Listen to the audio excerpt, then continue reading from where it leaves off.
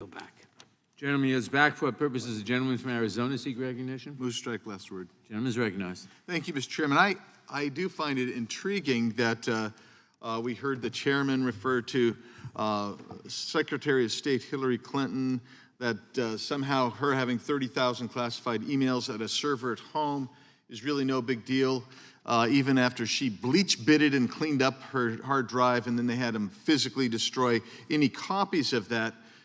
Interesting, because that person is an officer not protected and liable to prosecution under the PRA. And then someone actually just said, made a comparison to the President of the United States with a Democrat staffer. I mean, how asinine is that? That's nuts. The PRA is pretty doggone clear. Who does it apply to? The government has to prove beyond a reasonable doubt that the accused is an officer, employee, contractor, or consultant of the U.S. But the case law is clear that the President of the United States is none of those, and when declassifying information, he does not have to go to any kind of specific procedure. That's the facts. That's the reality that you don't want to acknowledge. But then you move over, and let's start talking about this particular case here. Leaks after President Trump turned over 15 boxes. He turned over 15 boxes. Then there was the false leaks that we just heard talking about now about nuclear weapon and nuclear secrets being out. The FBI, more leaks, drip, drip, drip.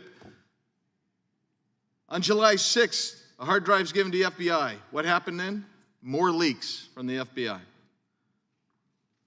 Trump complied with a grand jury subpoena prior to the raid. New portions of this document, the affidavit, show that President Trump gave additional documents to the FBI, again before the raid, just like he gave on a July 6th hard drive given to the FBI, all before the raid, which is not a quiet operation. A raid's not a quiet operation. Show up with 30 agents, guns drawn, everybody's investigating everything. And guess what? The warrant itself violated the Fourth Amendment because the Fourth Amendment requires particularity of the location and what you are looking for. This basically said anything in this massive public accommodation, public housing, that President Trump lived in, which is, I don't know how many rooms, dozens and dozens of rooms, subject to search for basically anything, for anything. That is a violation of the Fourth Amendment. But one of the great things that we've heard today is, hey, this is moot. This affidavit has already been released. Here's this page. Oh, that's all, wait a second, that's all redacted. How about this page? Oh, that's redacted. How about this page? Oh, my goodness, that's redacted as well. Let's keep going. Oh, goodness, how about this? Redacted, redacted, redacted, redacted. Oh, it's moot to ask for this. Redacted, redacted. The reality is you don't want the information because the information is going to reveal that the FBI does operate against political opponents, particularly under this administration. You have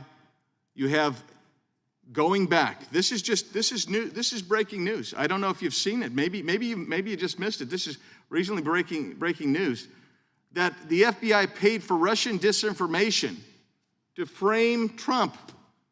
That's all over the news. That just came out 2 or 3 days ago during his campaign. They weaponized the federal police bureaucracy in order to go after a political opponent. What does that sound like? Does that sound like the United States of America? No, that really doesn't. That's what's happening here. So when you look at it and you say, oh, come on now to say that the FBI or any other institution is weaponized, you just don't back the blue. Hey, we back the blue. That's why you're seeing in this coming forward more than 14 whistleblowers who say, you know what? Hey, the FBI has been weaponized for political purposes. You guys don't want to know it on the other side, but I sure would like to know it. I can't wait to hear them. And when we get the gavel back, they'll be in here and they'll be testifying and it'll all come out. You don't want it to come out today, that's why you oppose this resolution? Well, it's going to come out. I'll yield back. Gentleman yields back. For what purpose does the gentlelady from Washington seek recognition?